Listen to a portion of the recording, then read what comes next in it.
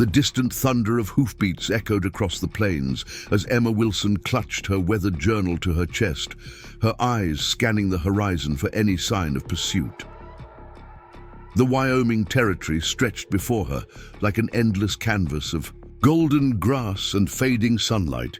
Just 3 months ago, she had arrived in Pinewood Valley with nothing but determination and dreams of shaping young minds. Now she was running for her life, the hastily packed satchel at her side, containing all that remained of her former existence. Before we jump back in, tell us where you're tuning in from, and if this story touches you, make sure you're subscribed. Because tomorrow, I've saved something extra special for you.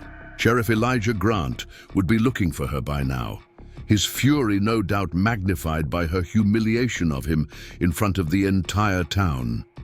Emma could still feel the cold metal of his badge pressed against her cheek as he had whispered those chilling words.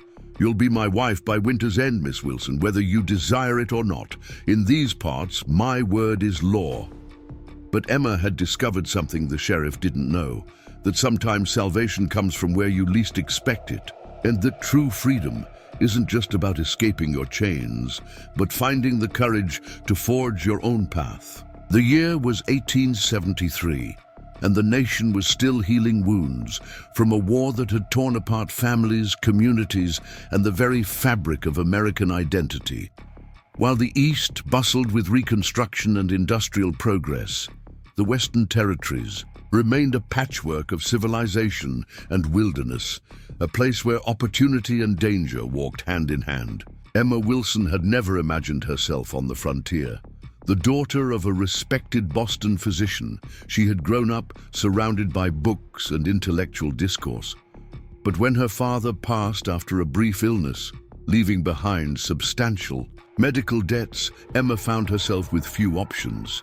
The letter from the Western Education Society had seemed like providence, full funding for qualified young women willing to bring education to frontier settlements for a minimum of 2 years. Pinewood Valley was smaller than she had anticipated.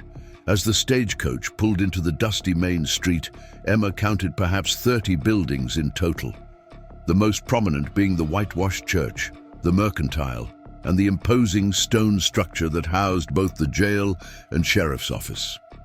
Cedar Ridge Schoolhouse stood at the edge of town, a simple wooden building with a small bell tower that seemed to lean slightly to the left, as if perpetually buffeted by the constant prairie winds.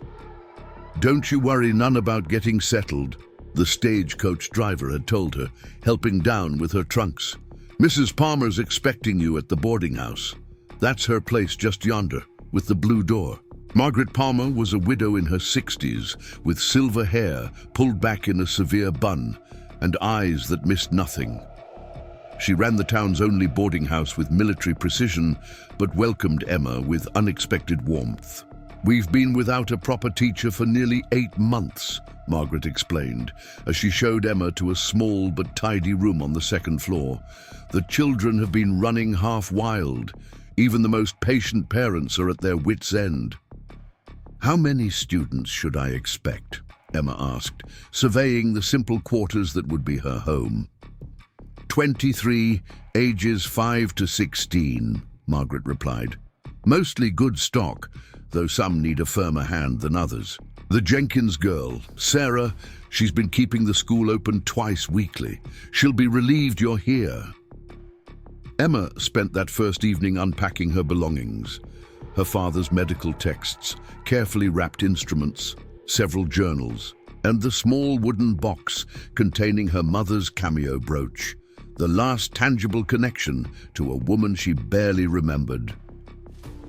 Through the thin walls, she could hear the sounds of the boarding house settling, footsteps on creaking floorboards, muffled conversation, and the occasional burst of laughter from the communal dining room downstairs. Sleep came fitfully that night, her dreams filled with faceless children and classrooms that stretched endlessly in all directions.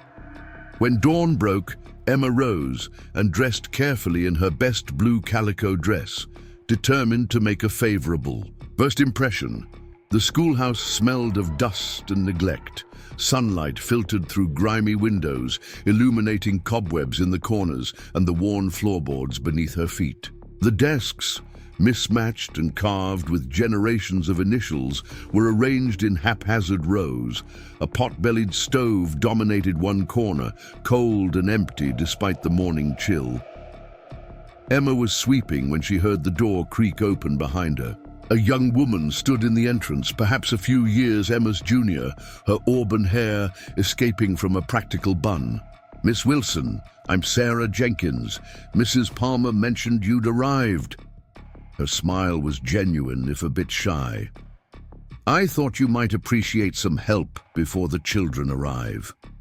Together they worked to transform the neglected space. Sarah proved to be a fountain of information about the students and their families, which children needed extra patience, which showed particular promise, and which parents might pose challenges. "The McPherson twins are bright but mischievous," Sarah explained as they wiped down the blackboard. "And little Mary Hatfield hasn't spoken a word since her mother died last winter, though she understands everything well enough." Emma was organizing her desk when Sarah suddenly fell silent. The quality of light in the room seemed to change, and Emma looked up to find a man filling the doorway. He was tall and broad-shouldered, dressed in a well-worn leather vest over a crisp white shirt. A sheriff's badge gleamed on his chest, catching the morning light. "Miss Wilson, I presume." His voice was deep, with a southern drawl that seemed at odds with the Wyoming Territory. "Elijah Grant. I serve as sheriff in these parts."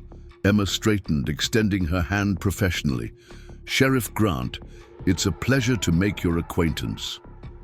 He took her hand, but didn't shake it, instead holding it a moment longer than propriety dictated. His eyes, pale blue and calculating, swept over her with an intensity that made Emma want to step back. Instead, she held her ground. "Mrs. Palmer mentioned you'd be calling on the new school teacher," Sarah interjected, moving to stand beside Emma. "We're just getting the classroom ready for tomorrow." Sheriff Grant released Emma's hand, but didn't acknowledge Sarah's presence. "I make it a point to personally welcome newcomers to Pinewood Valley," he said. "It's a small community. Everyone has their place, and things run smoothly when folks understand the natural order." There was something in his tone that sent a ripple of unease down Emma's spine, though his words were cordial enough. Before she could respond, he continued. "We haven't had a proper teacher in some time. The last one didn't take to Frontier. Life found herself unsuited to the rigors of the territory." His smile didn't reach his eyes. "I trust you're made of sterner stuff, Miss Wilson." "I believe education requires a certain resilience wherever it's practiced, Sheriff," Emma replied evenly. "I look forward to serving this community." He nodded, seemingly satisfied with her response. "I'll be attending the welcome supper at the church this evening. Perhaps you'll honor me with the first dance." It wasn't truly a question, despite its phrasing. Emma felt Sarah tense beside her. "I'm not certain there will be dancing," Emma demurred. "Besides, I should retire early. Tomorrow is my first day of teaching." Something flashed in the sheriff's eyes, displeasure quickly masked. "There's always dancing when Pinewood celebrates, Miss Wilson, and you'll find I'm not a man accustomed to rejection." With that, he tipped his hat and turned to leave, boots echoing on the wooden floor. The schoolroom seemed to exhale when he was gone. Sarah's voice was barely above a whisper. "Be careful with that one, Miss Wilson. The sheriff, he tends to get what he wants in this town." Emma brushed dust from her skirts, trying to dismiss the sense of foreboding that had settled in her stomach. "I'm sure he's simply doing his duty, welcoming new residents." Sarah looked as though she wanted to say more, but instead returned to arranging primers on the students' desks. The moment passed, and they continued their preparations in a silence more strained than before. The welcome supper was held in the church meeting hall, a simple room adjacent to the chapel proper. Trestle tables groaned under the weight of contributed dishes, venison stew, fresh bread, preserves, and pies of every description. Emma was introduced to so many people that their names and faces began to blur together. She met merchants and farmers, the town doctor who expressed interest in her father's medical texts, and children who regarded her with varying degrees of curiosity and apprehension. True to the sheriff's prediction, after the meal was cleared away, several men produced fiddles and a banjo. Chairs were pushed against the walls, and couples began to form for dancing. Emma was speaking with Mrs. Palmer when she felt a presence. At her back, she didn't need to turn to know who stood there. "I believe you owe me a dance, Miss Wilson." Sheriff Grant's voice carried clearly despite the music and chatter. "Preparing and narrating this story took us a lot of time, so if you are enjoying it, subscribe to our channel. It means a lot to us. Now back to the story." Emma turned, forcing a polite smile. "Good evening, Sheriff. I was just telling Mrs. Palmer about my plans for the school library." "Surely that can wait," he said, extending his hand. "The music won't." It would cause more of a scene to refuse, Emma realized. With a brief nod to Mrs. Palmer, she allowed the sheriff to lead her to the center of the floor, where other couples were already moving to the lively tune. His hand at her waist was firm, almost possessive. As they turned through the figures of the dance, Emma noticed how other townspeople watched them, some with approval, others with expressions she couldn't quite decipher. "You've caused quite a stir in Pinewood Valley," Sheriff Grant remarked. "It's not often we get such a refined lady joining our community." "I'm hardly refined, Sheriff. Just a teacher eager to do her work." He chuckled, the sound lacking genuine warmth. "Modesty becomes you, Miss Wilson, but I recognize quality when I see it. My late wife was similarly educated, though she found frontier life challenging." "I wasn't aware you were widowed," Emma said, searching for neutral conversation. "I'm sorry for your loss." Something darkened in his expression. "Elizabeth died 3 winters ago. Fever. The doctor arrived too late." "That must have been difficult for you." "A man needs a wife in these parts," he replied, his fingers tightening slightly at her waist.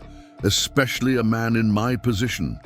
The community expects certain standards to be maintained." Emma said nothing, focusing instead on the steps of the dance. When the music ended, she made to pull away, but his grip remained. "One more dance," he insisted as the musicians struck up a slower tune. "I should really check on one more dance," he repeated more firmly this time. His smile remained, but there was steel beneath it. Emma acquiesced, uncomfortably aware of his proximity as they moved to the slower rhythm.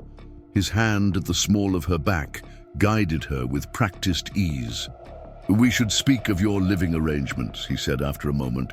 "The boarding house is no place for a lady of your standing. I have a house at the edge of town, more space than one man needs." Emma stiffened. "Mrs. Palmer's establishment is perfectly adequate, Sheriff, and highly respectable. For travelers and temporary visitors, certainly. But as our school teacher, you represent the community. The right address matters." His pale eyes held hers. "I have a proposal for you, Miss Wilson, one that would solve several problems at once." The music seemed to fade as Emma realized what was coming. They had only just met. Surely he couldn't be suggesting. "My home needs a mistress," he continued, oblivious to her discomfort. "The town needs stability.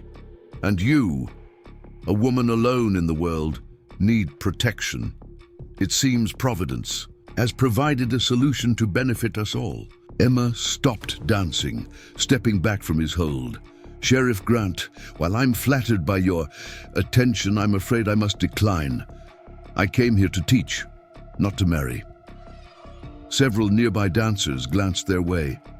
Sheriff Grant's smile remained, fixed, but his eyes hardened. "You misunderstand me, Miss Wilson. I'm not proposing marriage, not yet. I'm merely suggesting you consider the advantages of such an arrangement. In time, My position with the Western Education Society requires me to remain unmarried for the duration of my contract, Emma explained, seizing on the excuse. 2 years at minimum. The sheriff chuckled. Contracts can be modified, especially when powerful men take an interest. He offered his arm. Come, let me escort you back to Mrs. Palmer's. We can continue this discussion in private. That won't be necessary, Emma said firmly. I know the way, and I believe Mr. Hollister was hoping to introduce me to his daughters before I leave. She walked away before he could respond, her heart pounding. Throughout the remainder of the evening, she felt his gaze following her, assessing and calculating. When she finally took her leave, she was relieved to find Sarah waiting to walk back to the boarding house with her. I saw you dancing with the sheriff, Sarah said when they were safely out of earshot of the church. He seems taken with you. Emma shuddered despite the mild evening air. He seems determined, which is not the same thing at all. Sarah cast a nervous glance over her shoulder before lowering her voice. You should know, Sheriff Grant has been searching for a wife since Elizabeth died. There's been talk that he hastened her passing. What do you mean? The doctor was sending for medicine from Cheyenne. The sheriff was supposed to dispatch a rider, but some say the messenger never left town. Sarah shook her head. It's just talk, mind you.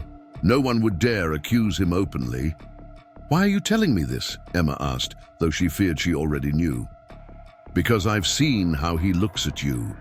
The same way he looked at Elizabeth when she first arrived. Sarah squeezed Emma's arm. Just be careful. The sheriff has the town council and most influential men in his pocket. His word is law here.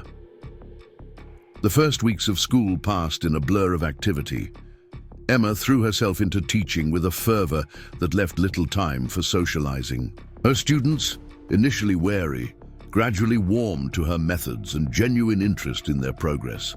Even taciturn Mary Hatfield began to respond, if only with nods and the occasional smile. Sheriff Grant made his interest increasingly apparent. He appeared regularly at the schoolhouse, ostensibly to check on security or deliver town announcements, but always lingering to speak with Emma. Flowers and books arrived at the boarding house, gifts she tried to return, but which he insisted she keep. It's harmless attention, Mrs. Palmer advised when Emma confided her discomfort. Though I understand your hesitation, the sheriff can be persistent. It's not just persistence that concerns me, Emma admitted. There's something in his manner, a certainty that I'll eventually yield, as though my own wishes are merely temporary obstacles. The older woman's expression grew serious. Elijah Grant is used to getting his way in this town. When his wife was alive, there were rumors. She stopped herself. Listen to me, gossiping like a schoolgirl. Just be cautious, dear. Men in positions of authority sometimes forget the boundaries that govern ordinary folk. Emma's unease deepened when she discovered Deputy Reed watching the schoolhouse during recess. When questioned, he claimed to be keeping an eye on things at the sheriff's request, but his gaze followed her rather than the children. October brought the first dusting of snow and news that troubled the town. A small Cheyenne hunting party had been spotted near Eagle's Crest Mountain, less than a day's ride from Pinewood Valley. Nothing to worry about, Sheriff Grant announced at a hastily called town meeting. But I'll be organizing additional patrols. No one is to travel alone outside town limits until further notice. After the meeting, he sought Emma out. This changes things, he said without preamble. The boarding house is too exposed on the edge of town. You'll move to my home effective immediately for your safety. That's not necessary, Sheriff, Emma protested. The boarding house is perfectly secure. It's not a request, Miss Wilson. His tone was pleasant, but his eyes were cold. As sheriff, I'm responsible for the safety of every citizen. I've already spoken with Mrs. Palmer. She agrees this is for the best. And if I refuse, Then I would have to question your suitability to continue teaching our children." He stepped closer, lowering his voice. "The school board takes my recommendations very seriously. It would be a shame to see your contract terminated over such a simple matter." Emma felt a chill that had nothing to do with the autumn air. "You would threaten my position because I won't live under your roof?" "I'm offering protection in dangerous times," he corrected smoothly. "How the school board might interpret your refusal is another matter entirely." That evening, as Emma packed her belongings with trembling hands, Sarah Jenkins arrived at the boarding house in a state of agitation. "You can't go to him," she whispered, glancing nervously at the door as if expecting the sheriff to materialize. "I've heard things from my father's ranch hand who was in town yesterday. The so-called Cheyenne hunting party. It's a single warrior and his injured brother seeking medicine. They pose no threat." Emma stilled, a folded dress clutched in her hands. "How can you be sure?" "Because my father traded with the Cheyenne for years before settling here. He still maintains those connections." Sarah's voice dropped even lower. "The sheriff knows this. He's using fear to control the town and to force your hand. But what can I do? If I refuse, he'll have me removed from my position. These children need stability, not another abandoned schoolroom." Sarah hesitated, then reached into her pocket and withdrew a small folded paper. "There's another option. My father's foreman is leaving at dawn to deliver cattle to Westbrook. He could take you with him, at least until this madness passes." Emma stared at the note. "You're suggesting I run. I'm suggesting you save yourself." Sarah gripped her hands. "Sheriff Grant isn't a man to take rejection lightly. Elizabeth tried to leave him once. She made it as far as the livery stable before he brought her back.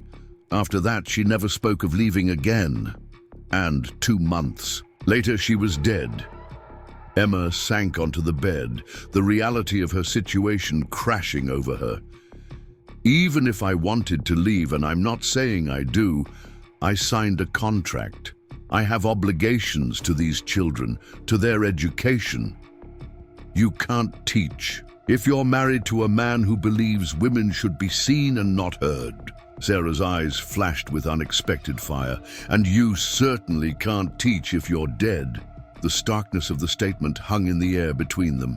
Emma looked around the small room that had been her home these past months, at the books she'd carefully arranged at her father's medical bag, the tools that had failed to save his life but might yet save others. "What time does the foreman leave?" she asked finally. "First light. Pack only what you can carry easily. I'll tell him to expect you at the crossroads north of town." Sarah squeezed her hand. "It's 3 miles. Can you make it on foot?" Emma nodded slowly. "Yes, but what about you? Won't the sheriff suspect you helped me?" "I'll say you were gone when I arrived this morning. That I assumed you'd already moved to his house." Sarah's smile was grim. "He doesn't pay much attention to me. Never has." That night, Emma slept fitfully, rising well before dawn. She dressed warmly, packing only essential clothing, her father's, medical texts and instruments, and her journals. The cameo brooch she pinned securely inside her cloak. Mrs. Palmer was still abed as Emma crept down the stairs and out the back door. The pre-dawn air was sharp with frost, her breath forming clouds as she hurried through the silent town. She avoided the main street, keeping to shadowed alleyways until she reached the northern edge of Pinewood Valley. The horizon was just beginning to lighten as Emma reached the crossroads. No one was there. She waited, shifting from foot to foot, against the cold, straining to hear the sound of approaching hoofbeats. Minutes passed with agonizing slowness. The crack of a twig made her turn, hope rising. But it wasn't Sarah's father's foreman who stepped from the trees. Sheriff Grant emerged from the shadows, his expression a mixture of triumph and fury. "Did you really think it would be that easy?" he asked, advancing toward her. "That you could simply disappear in the night like a thief?" Emma backed away, clutching her satchel like a shield. "I left a letter explaining my departure. There was no deception intended." A letter? He spat the word. As if that would make your betrayal acceptable? He was closer now, close enough, that she could see the tick of a muscle in his jaw. I offered you protection, position, respect, and this is how you repay my generosity? I never asked for your attention, Emma said, finding courage in desperation. I came here to teach, nothing more. You came here because you had nowhere else to go. His smile was cruel. The Boston doctor's daughter with nothing but debts to her name. Did you think I wouldn't investigate? That I would offer marriage? To just anyone? Emma felt as if the ground had shifted beneath her feet. How did you? I know everything that happens in my town. He reached for her arm. Now, we're going back. You'll move into my house as planned, and in time you'll come to appreciate the wisdom of this arrangement. And if I refuse? Emma challenged, though her voice shook. The sheriff's eyes hardened. Then I'll have no choice but to inform the school board that their teacher was caught attempting to flee with valuables stolen from the boarding house. Mrs. Palmer's silver candlesticks are missing. Did you know? A serious matter, theft is. That's a lie. It's my word against yours. His grip tightened painfully on her arm. And in Pinewood Valley, my word is... The whistle of something cutting through air was her only warning before an arrow embedded itself in the ground between them. Sheriff Grant released her, reaching for his pistol as his eyes scanned the tree. Line! Run! A voice commanded from the shadows, low and urgent. Emma stood frozen for a heartbeat before instinct took over. She turned and fled toward the voice, even as the sheriff shouted behind her. A figure materialized from the trees, a man dressed in buckskins, his dark hair plaited with leather cords. He gestured urgently toward a small clearing where two horses waited. Quickly! The crack of a pistol shot spurred Emma forward. She reached the horses just as another shot rang out. The stranger was already mounting, extending his hand to her. Choose now, he said simply. Emma hesitated only a moment before grasping his hand. He pulled her up behind him with surprising strength, and then they were galloping away from the crossroads, away from Pinewood Valley, away from the life she had tried to build. Behind them, Sheriff Grant's voice echoed with a promise that sent ice through her veins. I will find you, Miss Wilson. There's nowhere in this territory you can hide from me. As the horse carried them deeper into Whispering Pines Forest, Emma clung to the stranger's back, her heart pounding with equal measures of terror and exhilaration. The sheriff's words pursued them like hounds on a scent, but with each hoofbeat, the distance between captivity and freedom grew. She had no idea who this man was or where he was taking her. All she knew with certainty was that for the first time since arriving in Wyoming Territory, she was making a choice truly her own. The forest enveloped them like a living entity, branches whispering overhead as they rode deeper into its shadowed heart. Emma clung to the stranger's back, her fingers gripping the rough buckskin of his shirt. Each thundering hoofbeat carried them further from Pinewood Valley, from Sheriff Grant's reach, and from everything familiar. The second horse followed close behind, tethered to theirs by a leather lead. For what seemed like hours, they maintained their punishing pace, the stranger navigating the forest with an ease that spoke of intimate knowledge. He hadn't spoken since their escape, his focus entirely on putting distance between them and pursuit. Emma's thoughts raced faster than the horse beneath them. Who was this man? Where was he taking her? Had she merely exchanged one danger for another? The terrain gradually grew more rugged as they climbed higher into the foothills of Eagles Crest Mountain. The dense pine forest thinned in places, offering glimpses of vast valleys below and the distant snow-capped peaks above. Despite her fear and uncertainty, Emma couldn't help but be struck by the raw beauty surrounding them. When they finally slowed, it was beside a small, clear stream that cut through the rocky landscape. The stranger dismounted in one fluid motion, then turned to help Emma down. Her legs trembled as they met solid ground, unaccustomed to such prolonged riding. "They will not follow us here," he said, his English precise but marked by an accent Emma couldn't quite place. "The sheriff fears these heights." Now that they had stopped, Emma could properly see her rescuer for the first time. He was taller than she had first thought, with copper skin weathered by sun and wind. His dark eyes regarded her with cautious assessment, neither hostile nor particularly friendly. "Who are you?" Emma asked, finding her voice at last. "Why did you help me?" "I am called Swift River among your people," he replied, leading the horses to drink from the stream. "I helped because the man who pursued you is known to us. He has killed many of my people." Emma's breath caught. "Sheriff Grant, you mean? He's responsible for attacks on the Cheyenne?" Swift River's expression hardened. "He leads men who hunt us like animals. They attack our camps while warriors are away, killing women and children. They burn our supplies before winter. Then they tell stories in your town about savage raids that never happened." The accusation struck Emma like a physical blow. She thought of the town meeting, of the fear in people's eyes when the sheriff spoke of Cheyenne threats.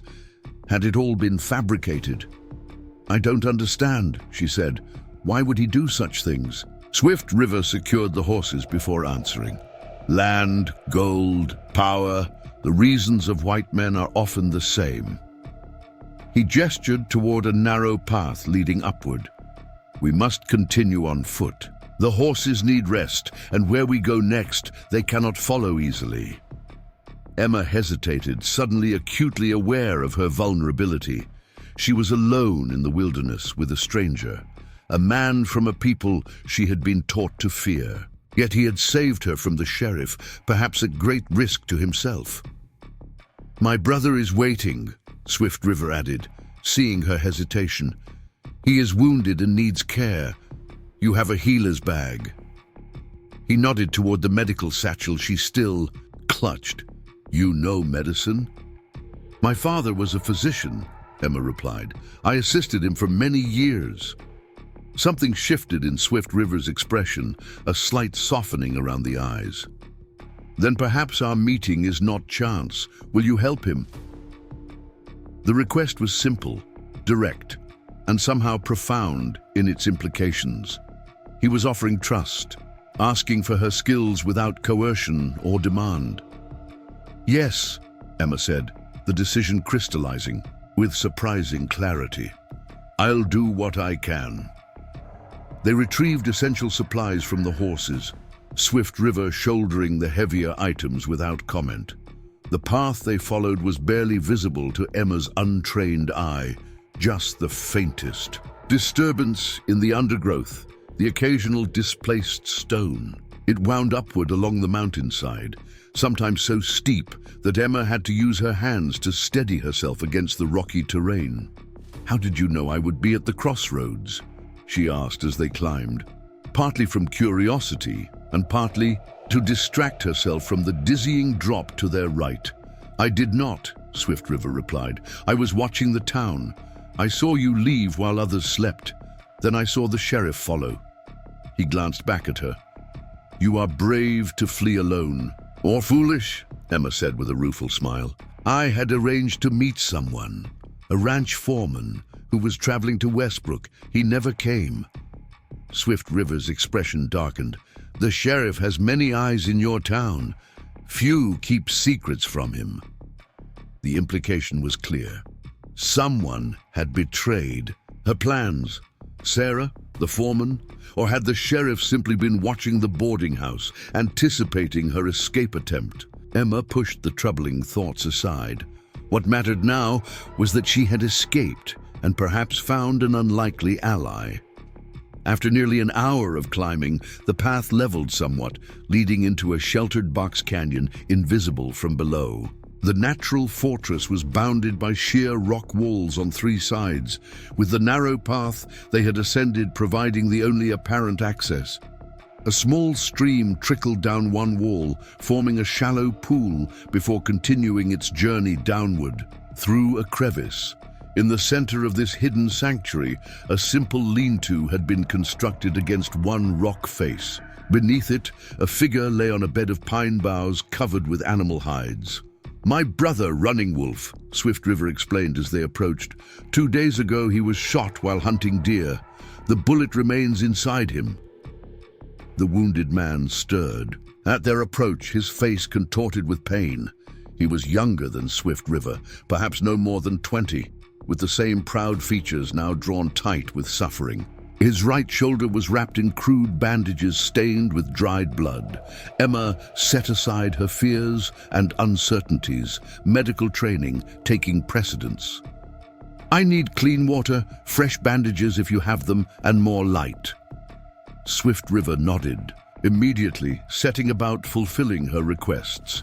He arranged stones in a small fire pit and soon had flames dancing brightly, providing both warmth and illumination as the afternoon shadows lengthened. From a leather pouch, he produced strips of clean cloth, far better quality than Emma would have expected in these circumstances. "These are from our winter camp," he explained, noting her surprise.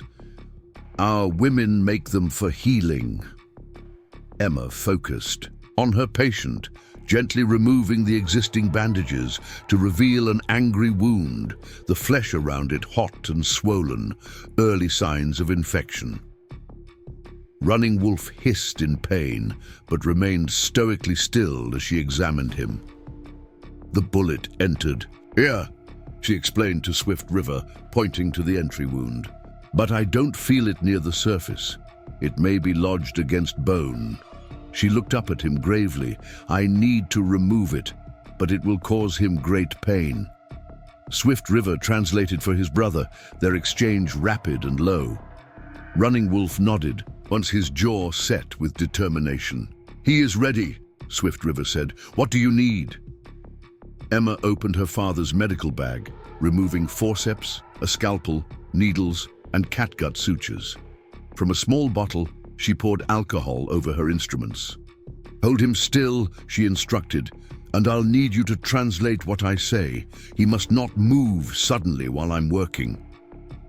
What followed was one of the most challenging procedures Emma had ever assisted with, let alone performed alone.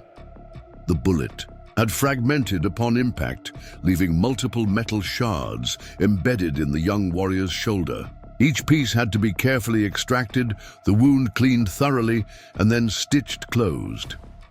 Throughout the ordeal, Running Wolf made no sound beyond the occasional sharp intake of breath. The sun had long since disappeared behind the canyon. Walls, by the time Emma tied off the final suture. Swift River had maintained a small fire, its light guiding her work as darkness fell. She sat back on her heels, exhaustion suddenly overwhelming her. "I've done all I can," she said, wiping blood from her hands with a damp cloth. "The infection concerns me. He needs rest, clean bandages changed daily, and..." She hesitated, reaching for her father's medicine case. "I have some powdered willow bark for pain and fever. Not much, but it should help." Swift River nodded, something like respect flickering in his eyes. "You have skilled hands. Our healer woman would approve." "Will you return to your people now?" Emma asked, the question bringing her uncertain future into sharp focus. I don't know where to go from here. My brother cannot be moved yet," Swift River replied. "And the sheriff's men will be searching the lowlands." He arranged a fresh hide over Running Wolf, who had finally surrendered to exhaustion. "We will stay here until he is stronger. You are welcome to our shelter."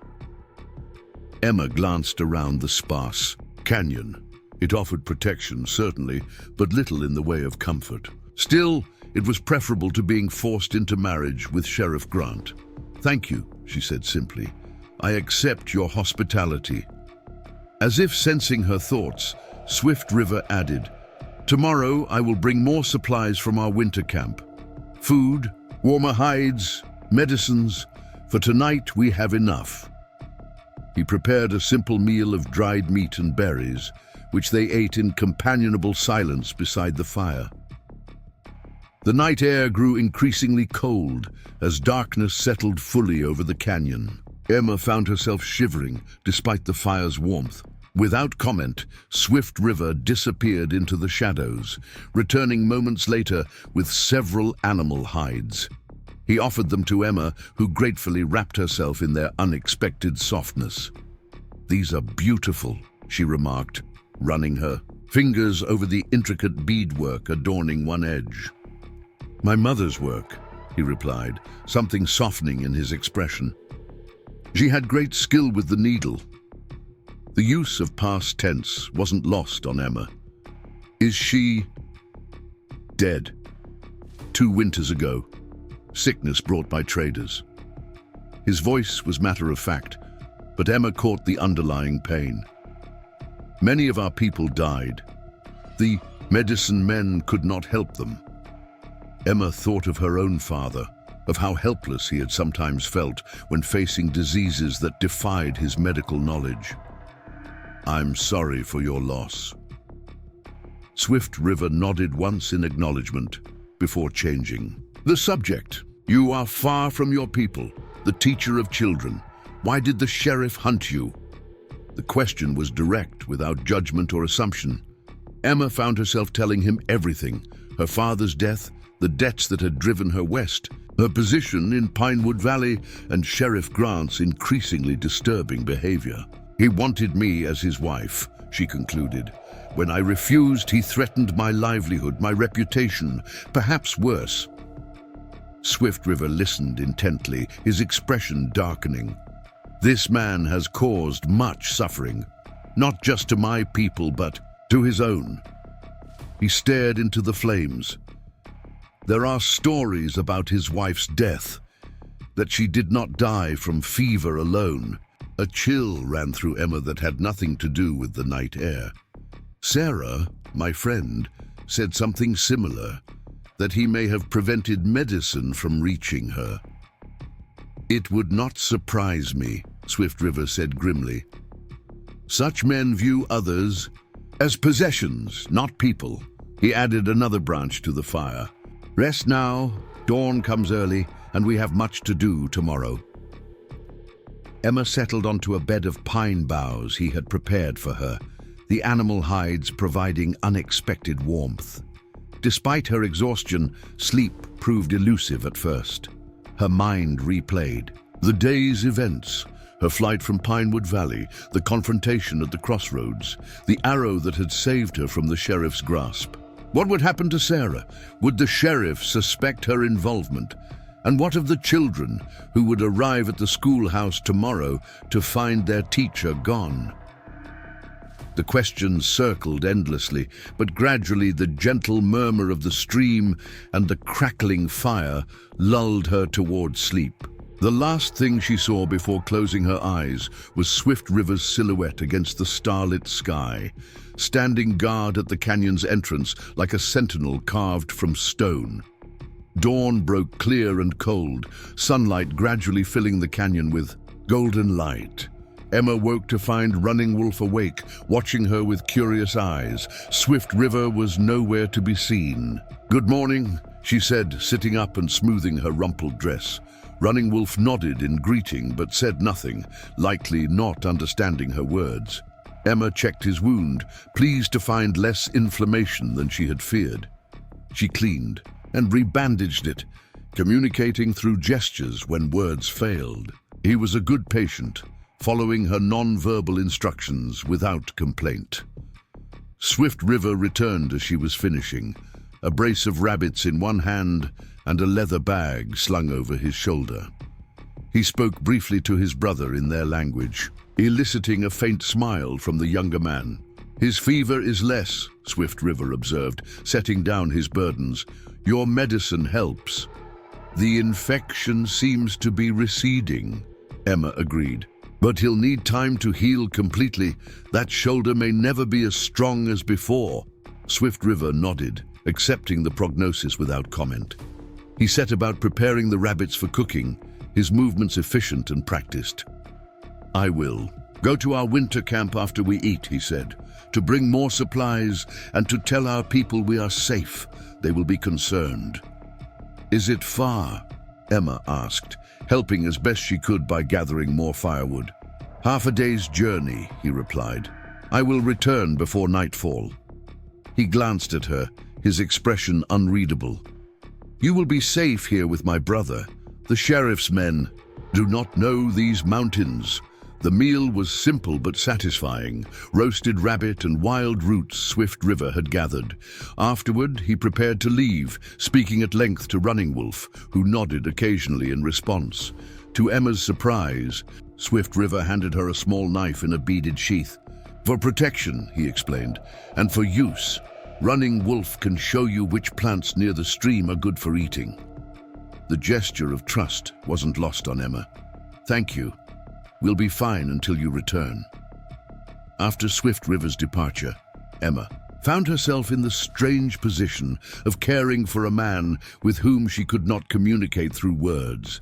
Yet somehow, they managed. Running Wolf proved to be an observant and patient teacher despite his injury, using gestures and expression to instruct Emma in identifying edible plants along the stream bank. By mid-afternoon, they had gathered a small collection of roots and greens that Running Wolf indicated would complement their evening meal. Emma used the time to wash her only change of clothing in the stream and to reorganize her father's medical supplies, now significantly depleted after treating the young warrior's wound. As the afternoon waned, Emma found herself increasingly attuned to the canyon's natural rhythm: the changing angle of sunlight on the rock walls, the subtle shift in birdsong as day progressed toward evening, the gradual cooling of the air. Away from the constraints of town life, time seemed to flow differently here, measured by needs rather than clocks. Running Wolf watched her with interest as she wrote in her journal, recording the day's events and her observations of the canyon's flora. When she noticed his attention, she showed him a sketch she had made of a particular flowering plant they had found by the stream. His eyes widened with appreciation, and he gestured for the pencil and journal. Emma handed them over, curious. With surprising skill, he added details to her drawing: the particular pattern of veins in the leaves, the way the stem joined the root, elements she had overlooked. When he returned the journal, he mimed drinking tea, then pointed to the plant in his shoulder, tapping the bandaged wound. "It helps with healing," Emma guessed. Running Wolf nodded, pointing again to the plant and then to his head, mimicking relief from pain. Emma quickly made notes beside the drawing. This exchange established a new pattern of communication between them, drawings and gestures creating bridges where spoken language could not. By sunset, Emma had several pages of sketches annotated with medicinal properties of local plants, knowledge freely shared by her patient-turned-teacher. The day's peaceful routine was shattered by a distant sound that made Running Wolf suddenly tense, holding up a hand for silence. Emma froze, straining to hear what had alarmed him. Then it came again. The faint report of a rifle, echoing from somewhere in the lower valleys. Running Wolf moved with surprising agility for a wounded man, beckoning Emma to follow him deeper into the canyon, where a narrow fissure in the rock wall provided a hidden vantage point. From this position, they could see part of the forested slope below without being visible themselves. At first, Emma saw nothing unusual. Then movement caught her eye.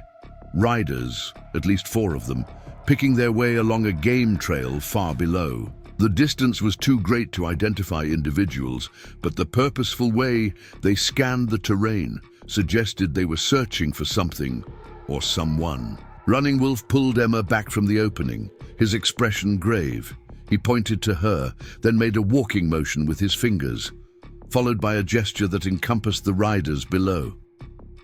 The message was clear. They were looking for her. Emma nodded her understanding, fear constricting her throat. How had they tracked her this far? Had they somehow followed Swift River's trail to the stream where they had rested? And where was Swift River now? Would he unknowingly ride into their path on his return journey? Running Wolf seemed to read her concerns. He touched his chest, then made a circular motion with his finger before pointing to his ear. His brother knew these mountains well, he was saying. He would hear the danger. They retreated to their shelter, Running Wolf insisting that they extinguish the fire despite the growing chill. In the deepening twilight, they sat in silence, listening intently for any sound that might indicate the search party was approaching the canyon. Emma found herself holding her breath at every snapping twig or rustling leaf, her hand instinctively gripping the small knife Swift River had given her. The minutes stretched into hours with agonizing slowness. Night fell completely. The canyon, bathed in silvery moonlight that transformed the familiar daytime sanctuary into a landscape of deep shadows and ghostly illumination. Still, Swift River did not return. Emma must have dozed despite her anxiety, for she woke with a start to running. Wolf's hand on her shoulder. He gestured for absolute silence, his body tense as a drawn bow. This time Emma heard it too, the soft clatter of dislodged stones from the path leading into the canyon. Running Wolf moved swiftly, pulling Emma toward the back of the canyon, where the rock wall concealed a narrow crevice barely visible in the moonlight. He urged her inside, then pressed the knife into her hand before melting into the shadows with remarkable stealth despite his injury. The crevice was tight but extended back several feet, offering concealment if not comfort. Emma pressed herself as far back as possible, her heart hammering so loudly she was certain it would betray her position. From her hiding place, she could see a limited slice of the canyon, illuminated by moonlight. A figure appeared at the canyon entrance, moving with cautious deliberation. Even in the deceptive moonlight, Emma immediately recognized the broad shoulders and distinctive stance. Sheriff Grant had found her sanctuary. He paused just inside the canyon, scanning the area with methodical precision. A rifle was cradled in his arms, and his sheriff's badge caught the moonlight, flashing silver against his dark coat. Behind him, Deputy Reed and another man Emma didn't recognize eased into the canyon, spreading out to cover more ground. "Check for signs of a fire," the sheriff ordered, his voice carrying clearly in the night air. "They were here. The tracks. Don't lie." Emma pressed herself further into the crevice as Deputy Reed approached the extinguished fire pit, kneeling to touch the ashes. "Cold," he reported, "but not more than a few hours." "They can't have gone far," Sheriff Grant replied, "not with an injured Indian slowing them down." He moved toward the lean-to, kicking aside the carefully arranged pine boughs. "Miss Wilson," he called, his voice echoing off the canyon walls. "I know you're here. Make this easier on yourself and come out now." Emma remained frozen in her hiding place, scarcely daring to breathe. Where was Running Wolf? Had he somehow managed to slip past them and escape the canyon? Or was he, like her, concealed somewhere in the shadows? "She's being led astray by a savage," the sheriff continued, addressing his men but pitching his voice to carry throughout the canyon. "Probably terrified, possibly harmed. When we find her, we're taking her home where she belongs. The Indian..." His voice hardened. "He won't be troubling anyone again." The casual cruelty in his tone made Emma's blood run cold. This was a man who viewed human life as disposable, at least when that life belonged to someone he considered beneath him. The search continued with growing frustration. The men overturned everything in the small camp, examined the stream banks for footprints, and even fired a shot into the air, hoping to startle anyone hiding nearby into revealing themselves. "Sir," Deputy Reed finally said, "they must have spotted us coming and fled. Maybe we should return at first light when we can. Track them properly." Sheriff Grant stood silent for a long moment, his posture radiating anger and determination. Finally, he holstered his pistol with a decisive movement. "We'll set up camp at the base of the mountain. First light, we bring in the dogs. No one escapes Elijah Grant. Not a school teacher, not a Cheyenne, not anyone." The threat hung in the air long after the men had departed. their footsteps fading down the mountain path. Still, Emma remained in her hiding place, afraid to emerge too soon. Only when the canyon had been silent for what seemed an eternity did she cautiously step from the crevice, her limbs stiff and aching from being confined for so long. "Running Wolf," she whispered, peering into the shadows. "Are you here?" For several heart-stopping moments, there was no response. Then a slight movement caught her eye, a shadow detaching itself from the deeper darkness near the canyon wall. Running Wolf approached silently, his face grim in the moonlight. "They're gone?" Emma asked, though she knew he couldn't understand her words. He nodded anyway, understanding the question in her tone. Together, they quickly gathered what supplies remained after the sheriff's destructive search. Without needing to discuss it, they both knew they couldn't stay in the canyon. By daybreak, the search party would return, possibly with tracking. Dogs, as the sheriff had threatened. Running Wolf led her to the back of the canyon, where the cliff face was less sheer. In the moonlight, Emma could just make out a narrow trail zigzagging upward, so steep and precarious it barely deserved to be called a path at all. Running Wolf pointed upward, then to themselves. "That's our way out?" Emma asked, unable to keep the dismay from her voice. The climb looked impossible, particularly for a man with a serious shoulder wound. Yet the alternative was worse. Running Wolf went first, moving with deliberate care despite his injury. Emma followed, her heart in her throat as loose stones skittered away beneath her feet, falling into darkness. The path, little more than ledges and handholds in places, demanded her complete concentration. One misstep would mean a deadly fall. They climbed in silence, the only sounds their labored breathing and the occasional dislodged stone. Emma's hands soon became raw from gripping rough rock, her arms and legs trembling with exertion. Yet each time she felt she couldn't continue, she would look up to see Running Wolf steadily ascending despite his wound and find renewed determination. The moon had tracked significantly across the sky by the time they reached a narrow plateau above the canyon. Running Wolf signaled for a brief rest, which Emma gratefully accepted, sinking onto a boulder to catch her breath. The higher elevation brought colder air, and she shivered in her inadequate clothing.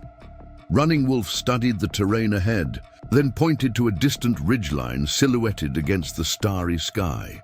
He tapped his chest, then gestured toward the ridge, his meaning clear. There was where they would find swift river and safety. Before they could resume their journey, a flicker of movement in the valley far below caught Emma's attention. Lanterns, tiny pinpricks of light in the darkness, moving steadily up the original path toward the canyon they had abandoned. The sheriff was returning earlier than expected, unwilling to wait for dawn. Running Wolf saw it too. He touched Emma's arm, urging her to her feet. There was no time for rest now. They had to reach the ridgeline before daybreak exposed their position to the searchers below. What followed was one of the most grueling journeys of Emma's life. The terrain was unforgiving, a labyrinth of sharp rocks, steep inclines, and treacherous descents. They moved as quickly as safety allowed, guided only by moonlight and Running Wolf's remarkable memory of the landscape. Each time they crested a rise, Emma hoped to see some sign of their destination, only to be confronted with yet another challenging stretch of wilderness. Her dress was torn, her boots scuffed beyond recognition, and her hands and face scratched from encounters with thorny brush. Yet alongside the physical hardship came a strange exhilaration. Out here, far from civilization's constraints, she was making choices that would determine her fate. Not Sheriff Grant, not societal expectations, not even Swift River, only her own will and determination. Running Wolf proved an exceptional guide despite his injury. When Emma struggled with particularly difficult passages, he would demonstrate alternate routes or show her where to place her feet. When her strength flagged, he would pause just long enough for her to recover, but never so long that she grew stiff or lost momentum. They had been traveling for what seemed like endless Hours when Running Wolf suddenly stopped, raising his hand for silence. He turned his head slowly, listening intently. Emma held her breath, hearing nothing but the whisper of wind through the pines and the distant cry of a night bird. Then she caught it. A low, melodic whistle, almost indistinguishable from natural sounds. Running Wolf's posture immediately relaxed. He responded with a similar call, and moments later, a shadow materialized from the trees ahead. Swift River emerged into a patch of moonlight, his expression shifting from wariness to relief. At the sight of them, he spoke rapidly to his brother in their language, his eyes darting to Emma intermittently, as Running Wolf presumably explained their hasty departure from the canyon. "The sheriff found our camp," Emma said, when there was a pause in their exchange. "He's bringing dogs at dawn. We had to flee." Swift River nodded grimly. "I saw their campfires in the valley. I was circling back to warn you when I heard them on the main path." He studied Emma's exhausted face and torn clothing. "You have come far in dangerous conditions. Few of your people could make such a journey." The simple acknowledgement of her endurance meant more than Emma expected. "Running Wolf is an excellent guide," she said, deflecting the praise, especially considering his wound. "My brother has always been strong," Swift River replied, a hint of pride in his voice. "But the danger remains. We must reach our winter camp before the sun rises. Can you continue?" Emma straightened her shoulders, pushing aside her exhaustion. "Yes, lead the way." Swift River took a leather flask from his belt, offering it to Emma. The water was cool and sweet, reviving her flagging energy. He then produced strips of dried meat from a pouch, which they ate quickly before resuming their journey. With Swift River now leading, they maintained a steady pace through the pre-dawn darkness. The terrain gradually changed, the sparse, rocky landscape giving way to thicker forest. The trees provided welcome cover, but made navigation more challenging in the dim light. The first hints of dawn were lightening the eastern sky when Swift River abruptly changed direction, leading them down a nearly invisible path into a sheltered valley. As they descended, Emma began to notice signs of human presence. Discreet markers on trees, carefully arranged stones that might appear natural to untrained eyes, but clearly held meaning for the brothers. The valley opened before them, revealing a small, hidden meadow nestled between protective ridges. At first glance, it appeared uninhabited, but as they drew closer, Emma could make out the shapes of several hide lodges partially concealed among the trees at the meadow's edge. A sentry appeared silently from the shadows, exchanging quiet words with Swift River. News of their arrival spread quickly, and by the time they reached the first lodge, several people had emerged despite the early hour. They regarded Emma with undisguised curiosity, but without apparent hostility. An elderly woman stepped forward, her face deeply lined with age, but her movements still graceful. She spoke briefly to Swift River, her eyes never leaving Emma. "This is Singing Brook, our medicine woman," Swift River explained. "She welcomes you to our winter camp and offers shelter in her lodge." Emma summoned her remaining energy to smile and nod respectfully to the older woman. "Thank you for your hospitality. I'm grateful for your people's kindness." Singing Brook might not have understood the words, but she seemed to grasp their meaning. She took Emma's hand in her weathered one, examining the cuts and scrapes from the night's difficult journey before leading her toward one of the larger lodges. The interior was warm and surprisingly spacious, with a small fire burning in a central pit. Furs and woven mats covered the ground, and various bundles hung from the lodge poles above, herbs, roots, and other materials Emma couldn't identify. The medicine woman guided Emma to a spot near the fire, indicating she should sit. "Rest now," Swift River said from the entrance. "You are safe here. I will return after speaking with our elders." As he departed, Singing Brook brought a wooden bowl of warm water and clean cloths, gesturing for Emma to wash. The simple act of cleansing away the dirt and dried blood from her scratched hands felt like a luxury after the night's ordeal. When she had finished, the older woman offered her a bitter-tasting tea and a soft hide to wrap around her shoulders before leaving her alone. Exhaustion finally overcame Emma's racing thoughts. She lay down on the surprisingly comfortable bed of furs, pulling the hide close around her. Despite being in a strange place among people she barely knew, she felt an unexpected sense of security. As sleep claimed her, her last conscious thought was that she was farther from Pinewood Valley and Sheriff Grant than she had ever intended to be, yet somehow exactly where she needed to be. Emma woke to unfamiliar sounds, soft voices speaking in a language she didn't understand, the crackling of a fire and the distant laughter of children. For a moment, she lay still, trying to orient herself in the warm dimness of Singing Brook's lodge. The events of the past days rushed back in a flood of memory. Her flight from Pinewood Valley, the confrontation with Sheriff Grant, Swift River's unexpected rescue, the harrowing night journey through the mountains. How long had she slept? The quality of light filtering through the lodge covering suggested it was well past dawn, perhaps even midday. Emma sat up, wincing at the protests of muscles unaccustomed to mountain climbing. Her dress, torn and soiled from her journey, had been replaced with a simple doeskin garment while she slept. The craftsmanship was exquisite, the hide soft against her skin, decorated with subtle beadwork along the neckline and hem. The lodge flap opened, admitting Singing Brook carrying a steaming wooden bowl.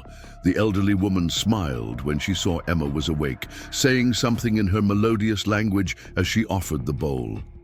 "Thank you," Emma said, accepting what proved to be a rich stew of meat and wild roots. She ate gratefully, only now realizing how hungry she was. The food was different from anything she had tasted in Pinewood Valley, more strongly flavored with unfamiliar herbs, but delicious. When she had finished, Singing Brook gestured toward Emma's feet, where a pair of beautifully crafted moccasins lay. Emma's ruined boots were nowhere to be seen, likely beyond salvaging after their flight through the mountains. She slipped on the moccasins, marveling at their comfort, and followed the older woman outside.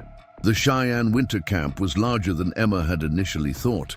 Perhaps 20 lodges were arranged in a rough circle within the sheltered valley, positioned to maximize protection from the elements while maintaining clear sightlines in all directions. People moved purposefully about their daily tasks, women tanning hides, preparing food, or crafting essential items. Men repairing weapons, working with horses corralled at the valley's edge, or standing guard at strategic points around the perimeter. Children played near the center of the camp, their laughter carrying across the clearing. They paused momentarily to stare at Emma with undisguised curiosity before resuming their games. Several elders sat together outside one of the larger lodges, observing the camp's activities with watchful eyes. Swift River emerged from this central lodge and approached them. He looked more rested than when Emma had last seen him, though his expression remained serious. "You have slept long," he said by way of greeting. "Your body needed healing." "How long?" Emma asked, suddenly concerned about the passage of time. "Since yesterday dawn," Swift River replied. "Today, the sun is past its highest point." Emma was startled to realize she had slept for over a day. "And Sheriff Grant, has there been any sign of him or his men?" Swift River's expression darkened. "They searched the canyon until midday yesterday. Now they patrol the lower valleys with dogs. They have not ventured this high, but we maintain vigilance." He gestured for Emma to walk with him through the camp. "Our council has discussed your situation. It is unusual to have a white woman among us, especially in these troubled times.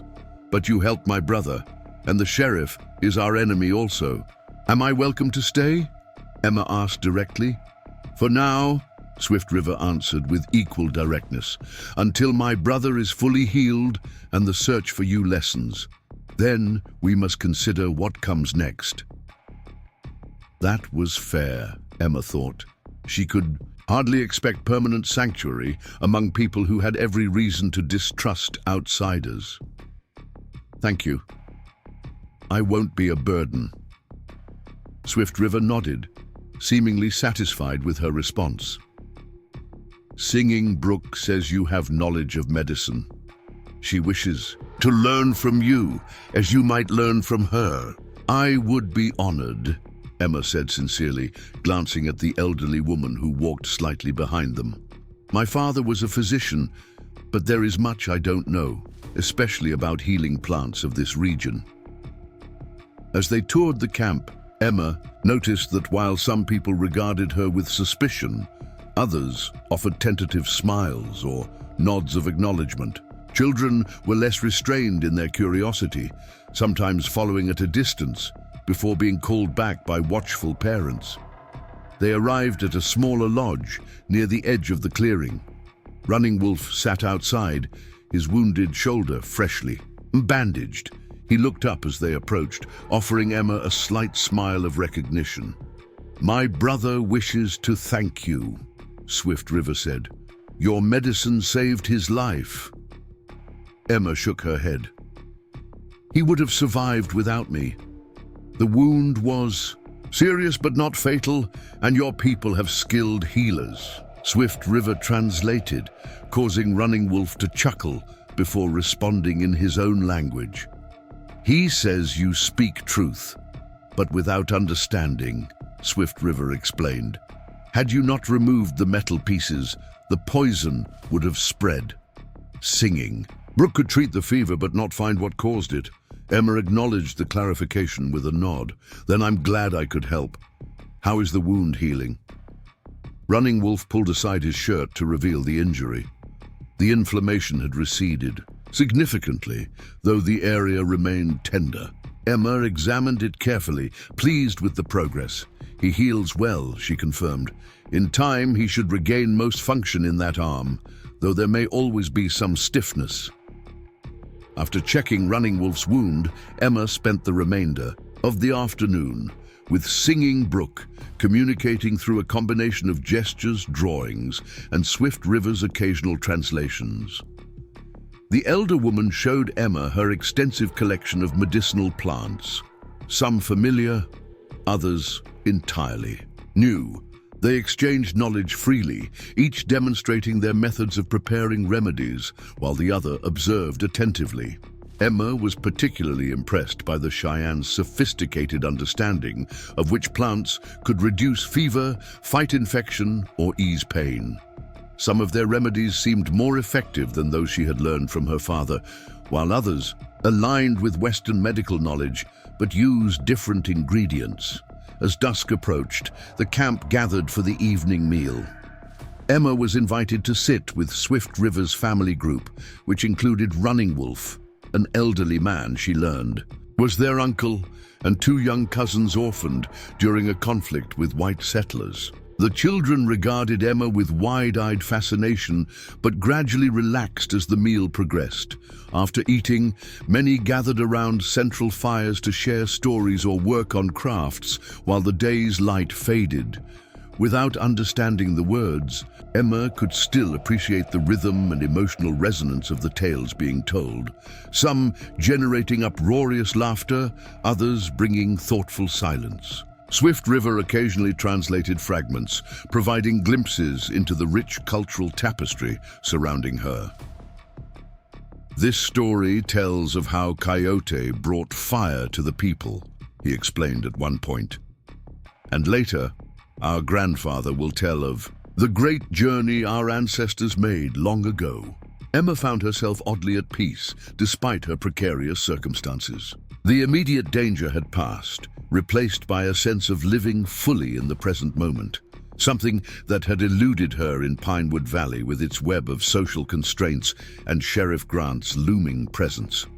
That night, she wrote in her Journal by the light of Singing Brook's small fire, documenting her observations of Cheyenne medicine, their camp structure, and the landscape that had both challenged and protected her.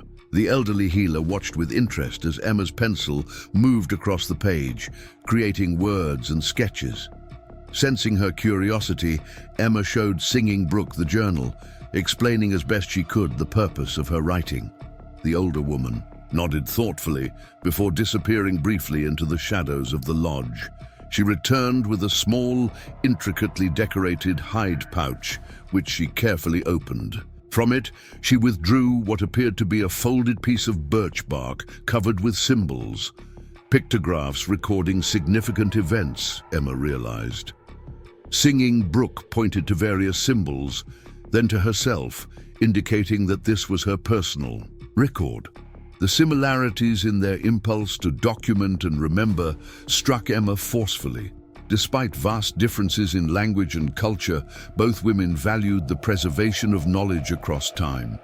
It was a humbling reminder of shared humanity that transcended the artificial boundaries erected between their peoples. Days passed with surprising swiftness as Emma adapted to life in the Cheyenne camp.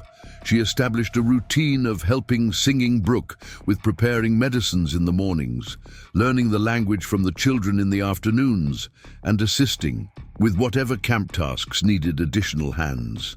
Her medical knowledge proved useful beyond running wolf's care, treating minor injuries, advising on a persistent cough affecting one of the elders, and helping deliver a baby that arrived unexpectedly. Early but healthy, Swift River was often absent during daylight hours, scouting the surrounding area for any sign of search parties or other threats. When present, he observed Emma's integration into camp life with thoughtful attention, occasionally offering context or explanation when cultural differences created confusion. "You learn quickly," he remarked one evening as they sat by the fire, Emma practicing Cheyenne words with the children. "Few of your people make such effort to understand our ways. Few of your people have shown such kindness to someone like me," Emma replied. "Besides, understanding seems the least I can offer in return for sanctuary." Something shifted in Swift River's expression, a softening around the eyes, perhaps. "Most whites see only what they expect to see. You look with open eyes." The compliment warmed Emma more than she anticipated. "My father taught me that wisdom can be found in unexpected places if one is willing to listen and observe without prejudice." "A wise man," Swift River said. "You carry his teaching well." Their conversation was interrupted by a commotion at the edge of camp. A young warrior rode in at speed, dismounting before his horse had fully stopped. He spoke rapidly to the gathering men, gesturing urgently toward the valley entrance. Swift River rose immediately, listening intently before turning to Emma. "Soldiers," he explained, his voice tense. "A full company moving through the lower, a valley with Pawnee scouts. They are following tracks that lead in this direction." Emma's heart sank. "Because of me, has Sheriff Grant convinced the military to join his search? Perhaps. Or perhaps they hunt us regardless. It matters little. We cannot remain here." He looked at her directly. "You have a choice now. The soldiers would return you to your people. If you wish to go to them, none here would think less of you." The choice crystallized with surprising clarity in Emma's mind. "Those are not my people," she said firmly. "Not if they follow Sheriff Grant's orders. I would stay with you if you'll allow it." Swift River studied her face, searching for any hesitation. Finding none, he nodded once. "Then help Singing Brook gather her medicines. We move within the hour." The camp transformed with practiced efficiency, each person knowing their role in the evacuation. Lodges were dismantled, essential supplies packaged, horses brought from the meadow and loaded with bundles. Children were assigned to specific adults, belongings distributed to balance the burden among all able-bodied members. Emma worked alongside Singing Brook, carefully packing the precious medicines and healing tools. The older woman moved with purposeful haste, but without panic, taking time to ensure fragile items were properly protected. Swift River reappeared leading 2 horses, one of which carried packs, while the other was saddled for riding. "You will ride with Singing Brook," he explained. "She knows where we go, even if we become separated." "I can walk," Emma protested. "I don't want to be a burden." "You are faster on horseback," Swift River said practically, "and Singing Brook's knowledge must be preserved. You help her, she helps you." Within the promised hour, the camp had vanished, as if it had never existed. The Cheyenne moved with remarkable stealth through the forest, following game trails and natural pathways that would leave minimal signs of their passage. Emma rode double with Singing Brook, the elderly woman surprisingly secure and balanced, on horseback despite her age. Their destination, Swift River had explained, was a sacred place deep in the mountains, a hidden valley accessible only through a narrow pass that could be easily defended. It had served as a refuge for generations when threats arose, its location known only to the Cheyenne and carefully guarded from outsiders. The journey was arduous, taking them ever higher into terrain that seemed impassable until their guides found the hidden routes through. They traveled through the night, stopping only briefly to rest the horses and allow the elderly and very young to regain their strength. By dawn, they had crossed a high ridge and descended into a rugged basin, surrounded by towering cliffs. "We crossed there," Swift River said, pointing to a seemingly solid rock wall where a narrow crevice, easily overlooked unless one knew exactly where to search, provided the only entrance to the valley beyond. Singing Brook dismounted with Emma's assistance, speaking softly to Swift River. He nodded before turning to Emma. "My people must perform a ceremony before entering the sacred valley. Singing Brook asks if you will help her prepare." Emma followed the medicine woman to a small stream where they washed their hands and faces in silence. Singing Brook then took a small pouch from her belt, extracting a pinch of what appeared to be a mixture of herbs and crushed minerals. She marked her own forehead with it before gesturing for Emma to bow her head. The cool touch of Singing Brook's fingers against her skin felt ceremonial, meaningful in ways Emma couldn't fully comprehend but instinctively respected. When it was done, the older woman smiled and gestured toward the crevice where the others now moved in single file, each person pausing briefly before entering. "What does this mean?" Emma asked Swift River when he joined them. "We ask permission to enter the sacred place," he explained, "and acknowledge that we enter with clean hearts and peaceful intentions." One by one, the band passed through the narrow opening, emerging into a valley that took Emma's breath away. Unlike the exposed mountain terrain they had traversed, this hidden sanctuary was lush with vegetation. A crystal-clear lake occupied the central basin, fed by waterfalls cascading down the surrounding cliffs. The valley floor was carpeted with grass and wildflowers, while stands of ancient pines provided natural shelter around the perimeter. "It's beautiful," Emma whispered, understanding immediately why the place was considered sacred. "Our ancestors have come here in times of need for many generations," Swift River said. "The valley provides all: water, food, medicine, protection. Here we will be safe while we determine our next path." The camp was established more permanently than their previous location, with lodges positioned among the trees for additional concealment from anyone who might peer down from the cliffs. Above, sentries were posted at the narrow entrance, though Swift River assured Emma that few outsiders even knew of the valley's existence, let alone how to access it.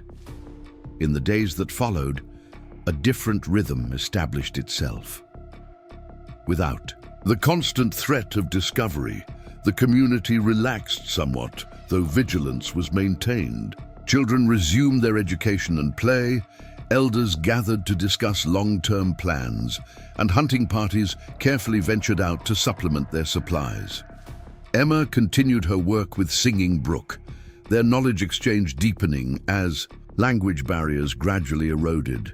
The elder woman proved to be not only a skilled healer, but also a keeper of the tribe's history and spiritual practices, roles that Emma came to understand were inextricably linked in Cheyenne culture. Medicine does not just heal the body, Swift River translated one afternoon as Singing Brook lectured earnestly. It must touch the spirit as well, or healing remains incomplete. Emma thought of her father's more clinical approach, effective but sometimes lacking this holistic dimension. Western medicine often separates the physical from the spiritual, she acknowledged. Perhaps that's why some ailments resist our treatments. We address only half the person. Singing Brook nodded approvingly when this was translated, gesturing toward Emma's heart and then her head. The meaning was clear. True healing required both. These philosophical exchanges extended beyond medicine. In the evenings, Emma often sat with Swift River's family group, listening as he translated the elders' stories or explained aspects of Cheyenne belief and social structure. In return, she shared what she could of her own background and perspectives, finding herself frequently questioning assumptions she had never before examined. "Your people speak of freedom," Swift River observed during one such conversation, "yet build cages of invisible rules. Women cannot vote. Indians cannot own land. Even whites are bound by laws that serve the powerful, not the just." Emma couldn't disagree. "The ideals are noble," she said, "but the implementation is often corrupted by those who benefit from the status quo. Men like Sheriff Grant use the law as a weapon rather than a shield. And still, you taught the children these ideals." There was genuine curiosity in his question, not accusation. "I taught them to think critically, to question, to seek understanding beyond what they're told to believe," Emma replied. "That's what education should be. Not merely accepting, but examining, challenging, growing." Swift River considered this a dangerous teaching in a place like Pinewood Valley. Perhaps that's why Sheriff Grant found me so threatening," Emma said with a rueful smile. "Critical thinking rarely serves tyrants well." As weeks passed, Emma found herself changing in ways both subtle and profound. The physical demands of mountain life strengthened her body. Her hands grew calloused, her steps more sure on uneven ground. Her mind expanded with new knowledge, medicinal plants, wilderness survival skills, Cheyenne words and concepts for which English had no equivalent. But the most significant change was internal, a shifting of perspective that altered how she viewed not only her current circumstances, but also the life she had left behind. The structured propriety of Pinewood Valley now seemed stifling rather than civilized. The education she had provided, while valuable, had been constrained by artificial limitations she had never fully questioned. Here among people society had taught her to fear, she had found more authentic freedom than she had ever known in civilization. The irony wasn't lost on her. One crisp morning, Emma hiked with Swift River to a high point overlooking the valley. They had developed a comfortable companionship over the weeks, their initial wariness evolving into mutual respect and increasingly something deeper that neither had named but both acknowledged in small gestures and lengthening conversations. "From here one can see all approaches to the valley," Swift River explained as they surveyed the surrounding terrain. "No one can come without being observed." Emma nodded, understanding this wasn't merely a scenic outlook, but a strategic position. "Have there been any signs of soldiers or search parties?" "None for many days," he replied. "They search elsewhere now, or perhaps have abandoned the hunt entirely. Do you think it's safe for your people to return to traditional territories?" Emma asked, knowing the sacred valley, while secure, was not where the band typically wintered. Swift River was quiet for a long moment. "Perhaps, but safety is temporary when dealing with men like Sheriff Grant. Today they search elsewhere. Tomorrow their greed may bring them to our doorstep again." Emma understood the fundamental truth in his words. So long as Sheriff Grant held power in Pinewood Valley, neither she nor the Cheyenne could truly be free in this territory. There must be a way to expose his true nature, she said, thinking aloud. If people knew what he's done to your people, to his wife, to others who opposed him, surely they would remove him from authority. Swift River gave her a sidelong glance. You still believe in justice from your laws? Not from the laws as they're applied to your people, Emma admitted. But even corrupt systems occasionally correct themselves when evidence becomes too overwhelming to ignore. What evidence could stand against a white sheriff's word? Swift River's skepticism was justified, Emma knew. Documentation, she said, an idea forming. My journals record what I've witnessed and learned. Sarah, my friend in Pinewood Valley, suspected the truth about Elizabeth's death. The doctor who treated her might have records, and there must be others with stories too, even if they've been afraid to speak. Swift River considered this a dangerous path. To gather such evidence would mean returning to places where you are hunted. Yes. Emma met his concerned gaze steadily. But I can't spend my life hiding in this valley, beautiful as it is. And your people deserve justice for what they've suffered. This matters to you. It wasn't a question. Yes, Emma said again, more softly. It matters because what happened to me could happen to others.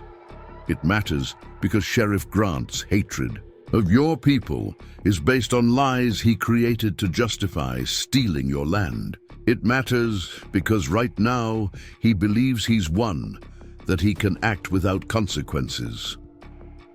Swift River was silent for a long moment, his gaze fixed on the distant mountains. When he finally spoke, his voice was different, not just resolved, but somehow intimate, as if sharing something he had held close. When I first saw you fleeing from the sheriff, I helped you because he was my enemy. I did not expect to find an ally, certainly not in a white woman. His eyes met hers. I did not expect you would risk yourself for my people's justice. The simple honesty of his words touched Emma deeply. And I never expected to find freedom among those I had been taught to fear, she replied. We have both learned to see beyond what we were told to believe. Something shifted between them in that moment, an acknowledgement of feelings that had been growing steadily beneath the surface of their daily interactions. Swift River reached out slowly, giving her time to withdraw if she wished, and took her hand in his. If you choose this path, he said, you will not walk it alone. Emma's fingers tightened around his, the connection feeling both new and somehow inevitable. Then we should make plans, she said. Sheriff Grant won't surrender his power without a fight. No, Swift River agreed, his expression resolute, but neither will we. As they descended from the overlook, Emma felt a strange certainty settling into her bones. The path ahead would be dangerous, perhaps even fatal, yet it was a path she chose freely, alongside a man who saw her truly, in pursuit of justice that transcended the artificial boundaries between their worlds. Whatever came next, she would face it not as the frightened schoolteacher who had fled Pinewood Valley, but as the woman she had become in these mountains, stronger, wiser, and finally understanding what true freedom meant. The territorial governor's mansion gleamed white in the spring sunshine, its manicured gardens bursting with fresh blooms. Emma stood beside Swift River on the wide front steps, both dressed in their finest attire. She in a simple but elegant blue dress purchased in Cheyenne, he in traditional Cheyenne ceremonial garments that marked him as a respected warrior and leader. Marshal Thornton greeted them at the entrance, his weathered face breaking into a rare smile. Right on time, the governor is waiting in his study. He led them through the mansion's polished hallways, past portraits of territorial officials and maps of the expanding United States. 3 months had passed since Sheriff Grant's arrest. His trial had been swift by territorial standards, the evidence so overwhelming that even his remaining allies abandoned him. He now resided in the territorial prison, his empire of corruption dismantled piece by piece as investigators uncovered the full extent of his crimes. Governor Lawrence rose from behind an imposing oak desk as they entered his study. "Miss Wilson, Mr. Swift River," he acknowledged, gesturing toward comfortable chairs arranged before the desk. "Please, be seated." Emma had met the governor briefly during the trial proceedings, but this private audience had a different purpose entirely. They had requested this meeting weeks ago, uncertain whether their petition would even be considered. "I've reviewed your proposal thoroughly," the governor began without preamble. "It's unprecedented, I must say. A formal educational exchange between white settlers and Cheyenne, with instruction in both languages and cultural traditions." He tapped a document on his desk, their carefully prepared proposal. "Many would consider it radical." "Progress often appears radical at first glance, Governor," Emma replied calmly. "But this program would benefit both communities. Pinewood Valley's children would learn sustainable hunting practices, natural medicine, and navigation skills that could save lives in this territory. The Cheyenne children would gain literacy, mathematics, and scientific knowledge that could help their people adapt to changing circumstances." Swift River added, "We seek balance, not assimilation, knowledge shared freely, with respect for both ways of living." The governor studied them thoughtfully. "And you believe Pinewood Valley is ready for such an arrangement, after the recent upheaval?" "Pinewood Valley is transforming," Emma said. "With Sheriff Grant removed, people speak more freely, question assumptions they once accepted without thought. Many express regret for their blindness to the suffering of the Cheyenne. This program offers a path to genuine understanding and reconciliation." "The Council of Elders has approved this," Swift River added. "They see wisdom in building bridges rather than walls between our peoples." Governor Lawrence rose and walked to the window, hands clasped behind his back as he gazed out at the territorial capital. "The federal government pushes for assimilation, not cooperation between equals. They want the Indian to become white, not for whites to learn Indian ways. Progress comes not from conformity, but from the exchange of ideas," Emma countered. "This territory faces unique challenges that require diverse knowledge to overcome. Neither culture alone has all the answers." The governor turned back to them, his expression unreadable. "You realize your personal situation complicates matters. A white school teacher married to a Cheyenne warrior in a traditional ceremony, not recognized by territorial law." Emma sat straighter, her hand finding Swift River's in a gesture that had become natural over the months since their union ceremony. "In the sacred valley, our marriage was conducted according to Cheyenne traditions and witnessed by both Cheyenne and white settlers, including Dr. Harrison and Sarah Jenkins. If territorial law cannot recognize the validity of solemn vows exchanged before witnesses and the Creator, perhaps the law requires revision." A hint of amusement flickered across the governor's face. "You always were forthright, Miss Wilson, or should I say, Mrs. Swift River now." "Emma is sufficient," she replied with a small smile. "Titles matter less than actions." The governor returned to his desk, picked up a pen, and to their surprise, signed the document before him. "Your proposal is approved for a one-year trial. Funding will be limited, but sufficient to establish the program. After 12 months, we'll evaluate its success." He handed the signed document to Emma. "I'm curious to see what comes of this experiment." "Thank you, Governor," Swift River said, rising and extending his hand in the white man's customary greeting. "You honor both our peoples with this decision." As they departed the governor's mansion, Emma clutched the precious document, still, hardly believing their success. 1 year to prove that cooperation surpasses conflict, she mused. It's a beginning. Swift River's expression remained serene, but his eyes shone with quiet triumph. Sometimes a small crack in a dam eventually brings the entire structure down. This is our crack in the wall between our worlds. They mounted their horses, Emma now riding with the easy confidence of someone born to the saddle, and headed north toward Pinewood Valley. The town had changed dramatically in their absence. With Sheriff Grant's corrupt influence removed, commerce flowed more freely. Relations with neighboring Cheyenne bands had cautiously improved, and a new spirit of independence had taken root. Sarah Jenkins met them at the schoolhouse, embracing Emma warmly before extending a more formal but genuine welcome to Swift River. The two teachers had maintained regular correspondence throughout the legal proceedings, with Sarah providing updates on the community's transformation. "The new classroom is nearly finished," Sarah said, leading them behind the original schoolhouse, where a second building was under construction. The town council approved the expansion unanimously once the governor's letter arrived, confirming the program. The new structure combined elements of both cultures, sturdy log walls, like the main schoolhouse, but arranged in a circular pattern reminiscent of a Cheyenne council lodge. Large windows would provide abundant natural light, while a central fire pit would serve for both warmth and ceremonial teachings. "It's perfect," Emma breathed, walking the perimeter. "Exactly as we envisioned." "Several parents have already enrolled their children," Sarah continued.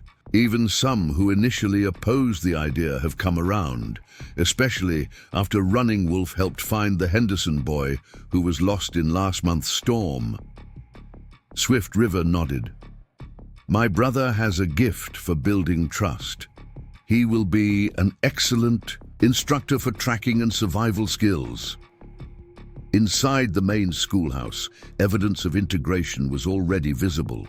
Maps showing traditional Cheyenne territories hung alongside conventional geographic charts. A bookshelf contained texts in both English and Cheyenne, including a growing collection of translations done by Emma and Singing Brook during the winter months.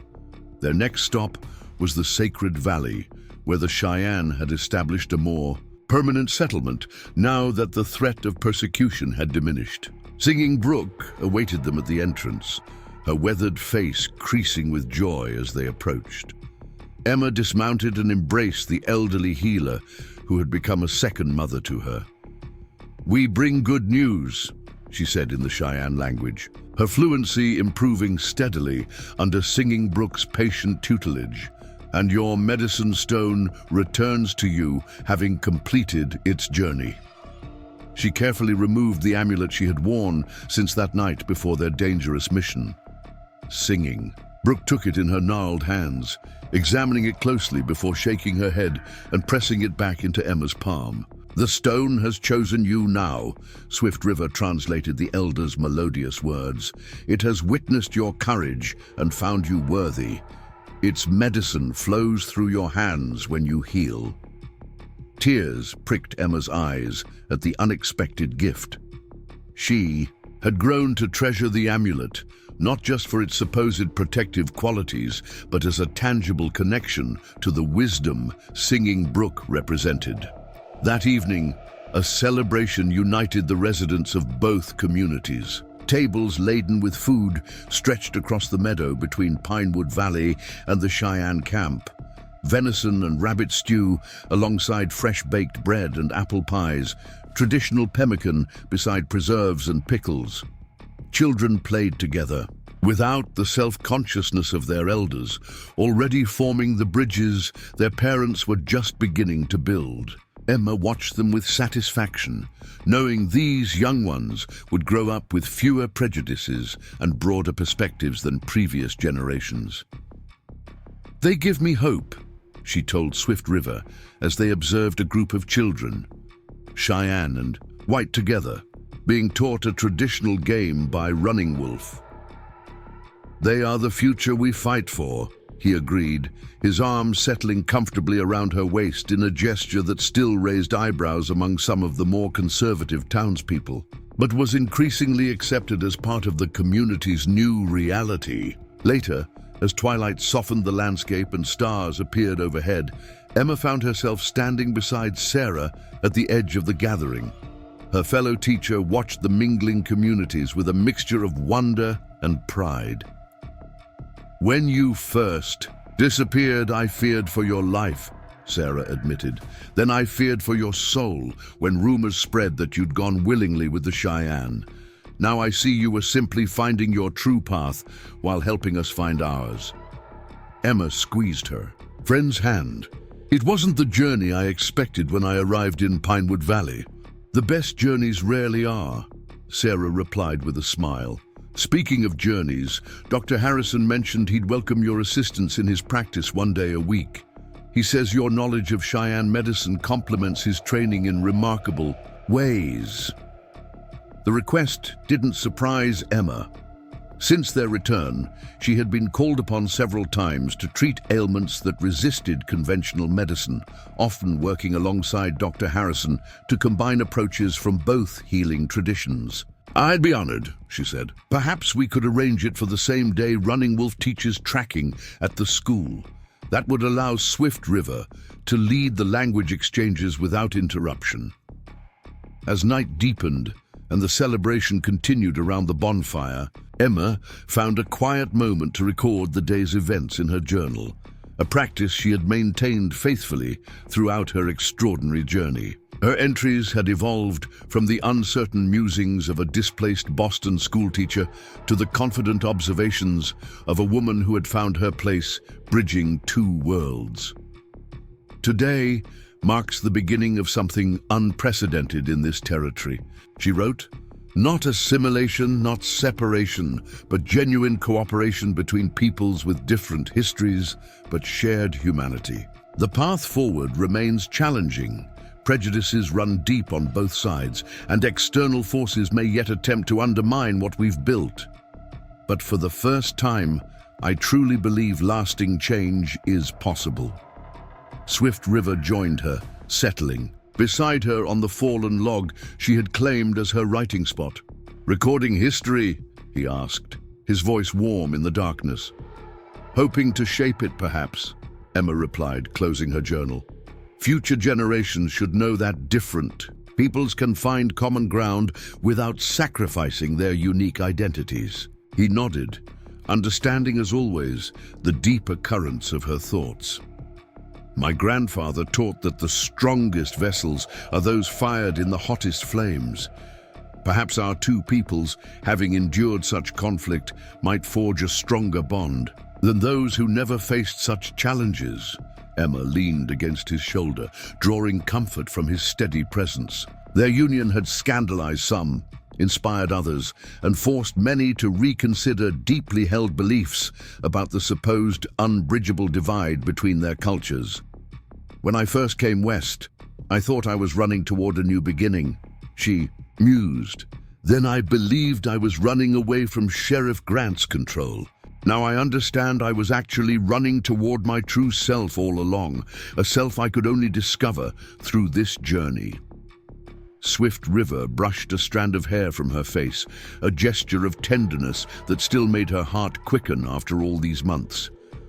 "And I was seeking only to protect my people, never imagining I would find a partner who would help forge a new path for both our worlds."